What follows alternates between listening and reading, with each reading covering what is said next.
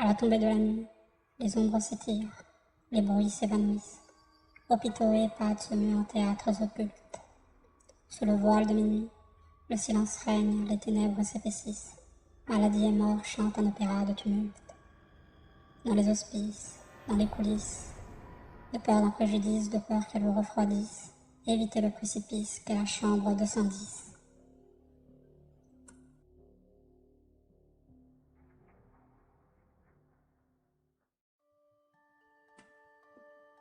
Premier incident.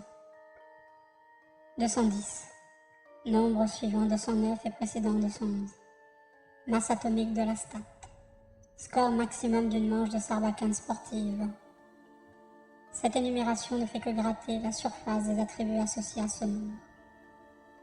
Même si nous dressions l'inventaire de l'ensemble de ses propriétés, aucune d'entre elles ne permettrait d'élucider les mystérieux phénomènes entourant ce numéro de chambre.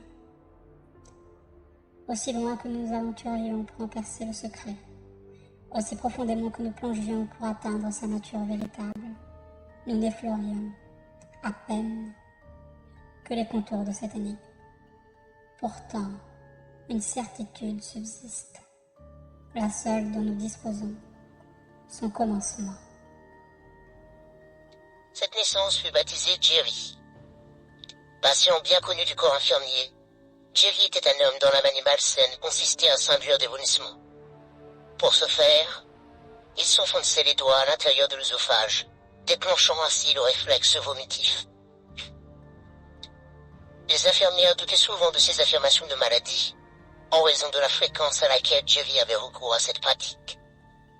Un jour, comme tant d'autres, il fut pris par des maux de tête insupportables. Une douleur si intense qu'il harcela une infirmière pour qu'elle lui apporte des analgésiques. Elle lui demanda de regagner sa chambre, en attendant son retour. Jerry brava l'insurmontable couloir pour rejoindre la 210. L'infirmière, depuis son infirmerie, entendit soudainement des cris stridents résonner dans tout l'hôpital. Paniquée, elle accourut aussi rapidement qu'elle le put, utilisant les cris comme indicateur directionnel. D'autres infirmières furent présentes à l'arrivée. La scène était horrible. Jerry gisait au sol, baignant dans une flaque de son propre sang, les yeux vides et ventouverts, le visage figé dans une expression de terreur. La cause du décès demeure, à ce jour, inconnue. Une superstition hospitalière veut que l'on ouvre les fenêtres de la chambre d'un défunt. Un acte dont l'objectif viserait à libérer l'âme du disparu, l'évitant ainsi d'être enchaîné au monde matériel. Coïncidence ou non, depuis ce jour, les fenêtres de la 210 ne s'ouvrirent plus jamais.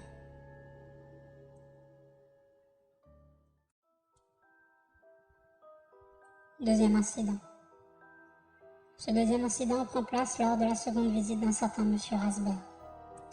Par le passé, il fut admis à cet hôpital pour un traitement banal. Banal au point où lui-même ne se souvint plus de la raison. La seule chose qu'on retint de lui est qu'il fut un patient agréable. Aujourd'hui, M. Rasberg avait la hanche cassée, causée par une chute. La 210 puis sa chambre assignée. Un choix, somme toute anodin, mais non sans conséquence. Cris, angoisse, paranoïa, difficultés respiratoires furent le quotidien du corps hospitalier durant son séjour. Une fois, après une longue crise de démence, une infirmière rapporta des traces d'étranglement au niveau de sa nuque. L'autre disait apercevoir une ombre s'infiltrer à l'intérieur de la chambre avant chaque crise. Fiction ou réalité, démence ou démon, nul ne savait vraiment. Cependant, une certitude demeure, la seule vérité de la situation. Le corps inanimé de M. Rasberg. Ces crises eurent finalement raison de lui.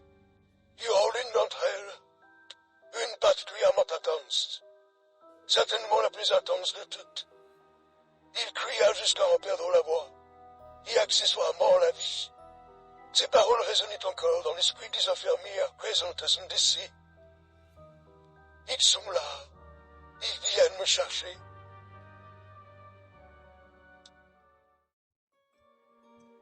Troisième incident. La vie de M. Collins allait bientôt prendre fin. Il fut alors assigné à la chambre 210. Sa femme, logée dans une chambre au même étage, passait la plupart de son temps à ses côtés, attendant l'heure fatidique. Lors de leur dernière nuit en tant que mariés, elle se retira pour se reposer dans sa propre chambre, puis s'endormit. Avakamaso descend l'arracha de son sommeil. Intriguée par les bruits, elle se leva et se dirigea vers leur source. En arrivant dans le couloir, elle comprit rapidement la raison de cette agitation. Agglutinées. Oui. Les infirmiers avaient été agglutinées devant la chambre de son mari. Madame Collins accourut aussi vite qu'elle le put dans la chambre de son conjoint. On tenta de la retenir, mais en vain. Réveil le lendemain. Madame Collins savait comme un trou de mémoire. Quelques bruits de souvenirs de la nuit dernière. Des cris, de la panique. Et puis, rien, trop noir. Une infirmière passait la porte. Bonjour, Madame Collins. Comment allez-vous? On a bien cru qu'on allait vous perdre, vous aussi. Vous aussi. Vous aussi. Vous aussi. À ces mots, les souvenirs lui revinrent. Oui, tout était clair à présent. Elle entra dans la chambre de son mari, puis vit ce visage. Son visage tétanisé. Les orbites quasiment sortis de leurs cavités oculaires. La bouche ouverte du cou jusqu'au fond.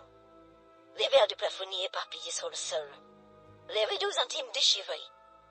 Et puis, et ensuite, et alors, l'évanouissement. Tout lui était revenu.